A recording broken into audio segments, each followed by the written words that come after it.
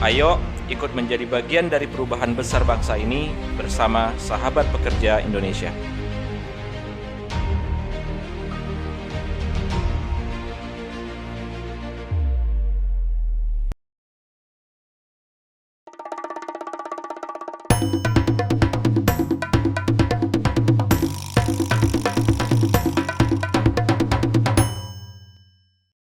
Assalamualaikum warahmatullahi ta'ala wabarakatuh. Sahabat pekerja, apa kabar? Semoga semakin sehat, semakin berkah, dan insya Allah menjadikan Indonesia lebih baik lagi. Seperti biasa, saya Haris Putra dalam OPEK, obrolan pekerja. Kita akan bincang-bincang santai, kita bicara tentang visi masa depan, bicara tentang inspirasi, motivasi, dan edukasi buat para sahabat pekerja semua. Dan seperti biasa, pada hari yang cerah ini kita mengundang narasumber yang luar biasa, guru saya, mentor saya, di mana ketika saya mengalami titik jatuh, yang istri saya ada pada saya sebagai seorang muzaki yang bayar zakat di dompet duafa, tiba-tiba saya mengalami jatuh jadi mustahik, kebetulan juga dompet duafa yang menampung saya, dan beliau adalah salah satu orang yang menjadi bagian dari struktur Institut Kemandirian.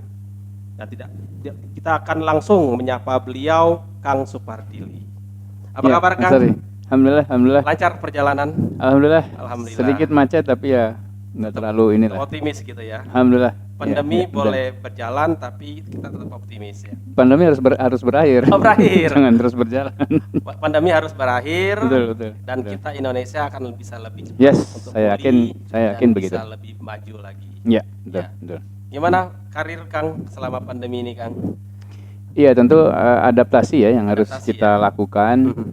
Alhamdulillah, tentu saja ada beberapa bisnis yang turun, yang Oke. tutup malah. Iya, Kafe saya itu tutup. Karena dine-in ya, karena harus makan di tempat ya. Iya, Aha. betul. Tetapi ya kita juga berkreasi, kemudian membuka beberapa bisnis baru yang ya bisa survive lah gitu ya di pandemi ini, gitu Mas. Kang Li, sebelum kita ngobrol panjang lebar tentang Indonesia masa depan, Waduh, berat ini. berat ya. Kita mungkin sedikit flashback lah ya, flashback. Ya. Saya yakin Kang Li kan waktu kecil itu punya mimpi, punya cita-cita. Yang pastinya bukan yang cilik ya, kan udah selesai itu. Tapi saya yakin pasti ada sesuatu yang bisa di-sharingkan buat sahabat pekerja. Iya, Monggo iya. Kang Li. Iya, saya dididik oleh ibu saya Ibu, karena ayah saya sudah meninggal ketika saya masih kecil. Usia berapa Kang Li kalau boleh tahu Kang? 4 tahun ya, 4 seingat tahun ya? saya. Ya. Jadi sebelum sekolah, memang sebelum SD ayah saya meninggal, dan kemudian kami sekeluarga, saya dan kakak dihidupi oleh ibu saya dengan warung gado-gado, begitu Mas. Oke. Ya, Di mana tuh ininya tempatnya? di Bandung waktu di itu. Bandung. Ya. Istilahnya dulu tuh lotek kalau Lotek Bandung ya, itu ya, lotek ya. bukan gado-gado ya. Aha. Nah, saya melihat ibu saya bekerja keras begitu ya, dari pagi bangun ke pasar dan seterusnya, mengolah sayuran, mempersiapkan semua tentang lotek itu. Saya kalau tidak sekolah pagi tentu saja membantu begitu ya, menunggui warung dan seterusnya. Maka saya dalam hati dan pikiran kemudian memang yang pertama tentu saya harus jadi pengusaha begitu ya. Oke. Ini yang dari kecil itu. Kenapa begitu? Karena saya lihat dengan jadi pengusaha kemudian yang pertama tentu saya waktu bisa kita kendalikan lah gitu ya. Yang kedua kemudian kreasi kita dan seterusnya kemudian bisa kita kembangkan. Yang ketiga kita bisa buka lapangan pekerjaan kemudian. Nah, selain itu juga kemudian karena saya ini Tionghoa begitu ya, Tionghoa dalam di keluarga pun dididik betul bagaimana istilahnya itu makan bubur encer, Mas. Oh, Ya, oke. jadi masa-masa prihatin gitu. iya betul. Artinya uang itu didapat susah sekali begitu ya, jangan sampai mudah mengeluarkan untuk sesuatu yang tidak diperlukan kemudian. Itu usia berapa Kang bisa sudah sampai pemahaman jadi pengusaha begitu? Waktu SD lah, SD, waktu ya? SD ya. Maka ketika saya SD, saya diberikan uang jajan. Ingat betul waktu itu Rp50 Mas, Oh, iya, uang iya. benggol Gambar itu ya, gambar burung ya. ya, gambar burung ya. Dan kemudian saya nggak pernah jajan di sekolah. Oh. Ya, jadi uang itu kemudian saya tabungkan. Mhm. Kalau ada kebutuhan buku, penggaris, alat tulis dan seterusnya saya beli sendiri gitu ya dari uang tabungan itu. Lah, makannya tuh Ya. gimana? Kan lumayan kan setengah harian gitu. Apa bawa Oh iya kan bekal? makan di rumah. Oh, makan di Ya. rumah. Pagi makan di rumah begitu. Nggak SD jajan? Nggak jajan? nggak jajan Oh, kemudian. nggak jajan. Ya. Dan SD saya itu SD negeri Mas, itu tidak lebih dari 3-4 jam saja. Oh, Ya, jadi oke. masuk jam 7 keluar jam 10 Masih gitu ya. tahan lah ya, Masih ya. tahan kemudian. Ya. Ini sesuatu yang diherankan oleh teman-teman kemudian. Kok nggak jajan gitu ya. Ya memang nggak mau lah udah gitu. Ya. Dan itu menjadi kebanggaan ibu saya juga kemudian. Sampai SD lulus itu. Sampai lulus SD, sampai lulus SD.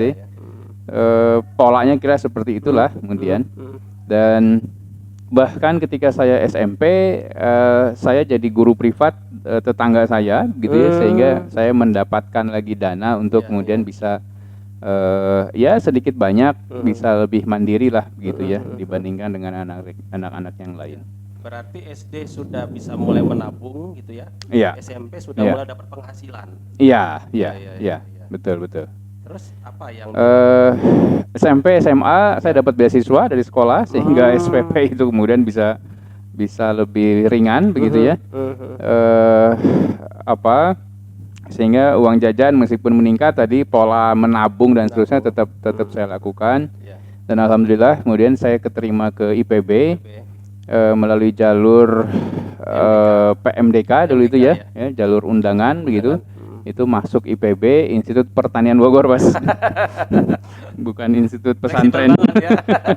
Ya. Itu berdasarkan nilai rapot aja kan waktu itu ya, sehingga saya lihat teman-teman sedang mempersiapkan apa tuh dulu UMPTN dan seterusnya. Ayo ikut menjadi bagian dari perubahan besar bangsa ini bersama Sahabat Pekerja Indonesia.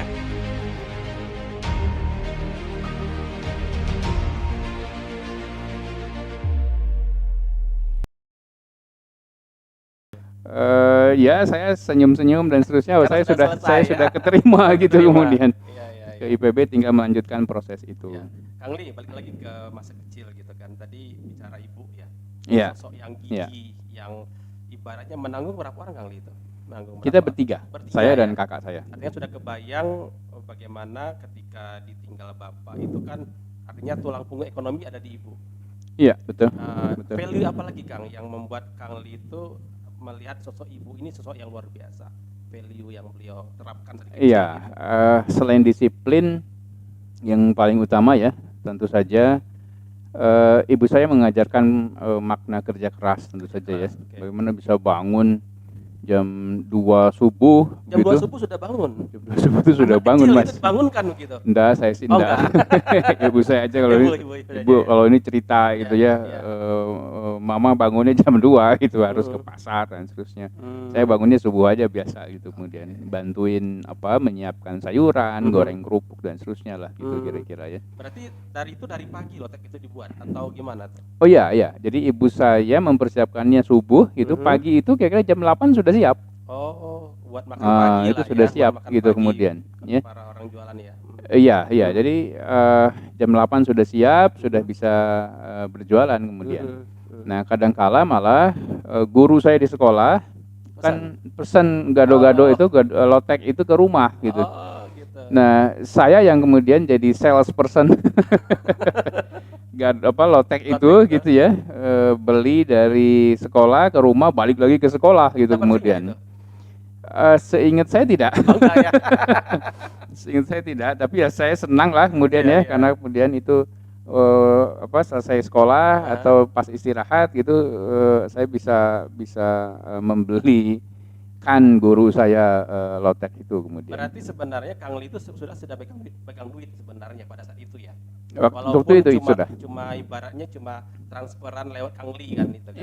Iya. Artinya betul. Ada dua pilihan pada saat itu. Apakah uang tersebut diambil kasih sebagian buat ibu atau kita udah kasih 100% buat ibu gitu kan. Pilihan anak kecil seperti itu. Yang mana? Kalau saya kan dapat uang jajan saja itu dari ibu saya itu. Tadi kan si ibu guru kan belanja tuh. Iya. kan kasih duit tuh ke Kang Li kan. Oh iya, iya. Nah, itu kan berarti kalau orang yang dia tidak amanah kan berarti Oh, oke. Faktor itu ya, ya tentu saja. integritas itu kan yang Kang Li pegang gitu ya. Oh iya, ya tentu saja lah. Misalkan Tentu si saja. ibu ngasih uang katakanlah 10.000 kepada Kang Li, Iya. itu harus nyampe ke ibu 10.000 juga. Iya, betul. Itu betul, yang diajarkan betul. ibu sebenarnya ya, betul, untuk betul. jujur walaupun Iya. mungkin kan namanya anak kecil kan mau jajan mau apa gitu ya. Iya, iya. Iya, soal jajan itu saya sudah selesai karena memang Iya. saya dididik betul, udah makan di rumah aja udah cukup gitu, nggak usah jajan. Oke. Iya, gitu iya, ya. iya, iya. Itu ininya apa value-nya itu gitu kemudian. Itu Mas. Iya, iya. Kalau ini Kang Li, kan ibu itu kan pasti mendambakan anaknya kan sukses. Iya, Ada nggak iya. mungkin ajaran Iya. lain yang pokoknya kamu kuliah atau seperti apa begitu? Oh iya, tentu saja kalau untuk pendidikan saya dan kakak, ibu saya sangat ini ya, ngutang ke tetangga dan seterusnya lah. Waktu saya ke IPB dirasakan betul karena butuh ongkos, butuh biaya agak banyak gitu ya. Ibu saya harus ngutang kanan kiri dan seterusnya kemudian. Iya. Tapi alhamdulillah lah tetangga-tetangga karena sangat dekat begitu ya, sudah seperti saudara, semua membantu tentu saja ya. Ini kejadian yang tentu saja saya sangat berterima kasih kalau soal itu. Iya, iya. Dan tentu saya ingat betul suatu ketika saya malas ngaji gitu ke masjid, saya dimarahi betul itu. dan ditarik tangan saya harus dipaksa ke masjid gitu, ayo ngaji gitu. Itu ininya. Nah, ini sesuatu yang ketika saya kecil tentu saja itu sangat membekas lah gitu ya. Itu Mas. Ya, ya. Kalau itu Kang Li, apakah ada mungkin tokoh lain entah guru atau tokoh yang Kang diidolakan pada saat kecil atau sampai dengan SMA gitu? Saat kecil ya, saya waktu SD itu ketemu dan baca bukunya Pak Bung Hatta. Bung Hatta, oke. Ya, dan kemudian ada buku juga tentang perjuangan Indonesia di agresi militer Belanda kedua itu. Merdeka Bangsaku, Merdeka Negeriku judulnya. Setelah KMB berarti ya, Komisi Meja Bundar kalau nggak salah ya. Itu sebelum ya. Oh, sebelum ya. Ya, Sebelum. 1948 ya. Iya.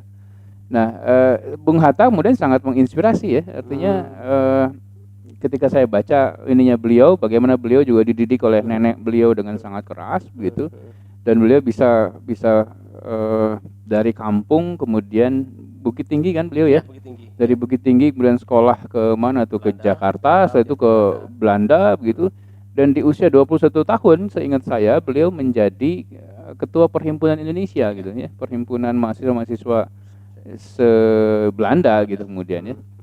Dan beliau sempat disidang di Belanda, membuat pledoi dan pledoinya menang. Itu sesuatu yang wow banget gitu kalau buat saya. Wah, ini luar biasa gitu. Ya. Perjuangan Bung Hatta, dan Bung Hatta kemudian menyampaikan, saya tidak akan menikah kalau Indonesia tidak merdeka. Wah, itu sesuatu lah. Semacam sumpah apa gitu ya. Iya. Makan penduniawian sebelum bersatu, betul. Nah, ya buku itu saya simpan betul itu ya, bukunya Bung Hatta, warnanya kuning seingat saya. Dan ketika saya besar saya cari-cari juga buku-buku Bung Hatta gitu ya, dan bagaimana menyimak beliau, bagaimana beliau bisa berjuang itu bukan untuk dirinya gitu. Tapi memang untuk rakyatnya gitu kemudian Mas. Itu yang luar biasa. Bagaimana pilihan beliau itu pada situ kan beliau tanda petik ningrat, terpelajar ya. Oh iya, punya duit, ibaratnya ngapain sih ngurusin Indonesia yang belum jelas gitu kan.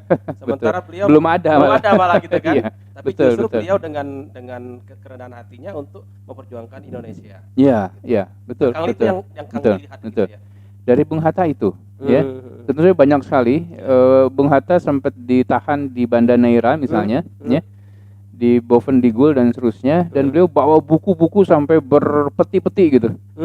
Betapa beliau sangat menghargai buku ya. Dan bagaimana beliau bisa mengkader gitu orang-orang di organisasinya dengan sangat baik. Bukan orator luar biasa Bung Hatta kan. Kita tidak mengenal Bung Hatta sebagai orator begitu. Dia sebagai dosen ya. Ya, beliau sebagai saya menyebutnya organization builder gitu. Ya. Jadi bagaimana sebuah organisasi perjuangan, beliau meletakkan dasar-dasarnya, fondasinya, dan meletakkan betul-betul bata demi bata dari sebuah organisasi gitu. Ya.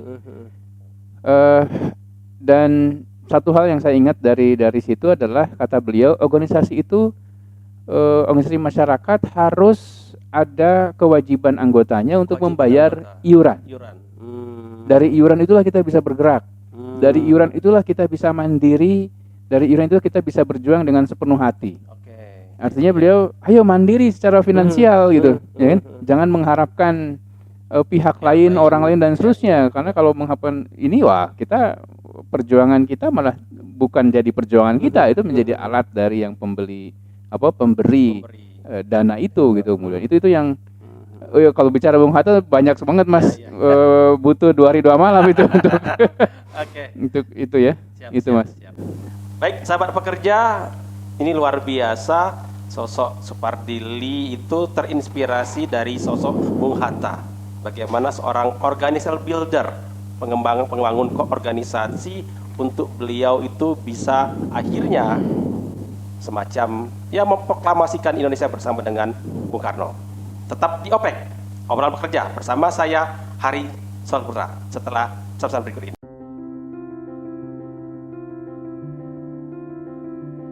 Berawal dari sebuah keprihatinan demi sebuah harapan untuk sekedar hidup layak dari para pekerja, kami belajar untuk memberdayakan diri kami sendiri. Kami bahkan belajar untuk mengadvokasi sahabat pekerja secara mandiri. Kami telah memulai kolaborasi proyek teknologi informasi, lokakarya sahabat pekerja, dan expert sharing dengan menghadirkan pekerja profesional di bidangnya. Ayo ikut menjadi bagian dari perubahan besar bangsa ini bersama sahabat pekerja Indonesia.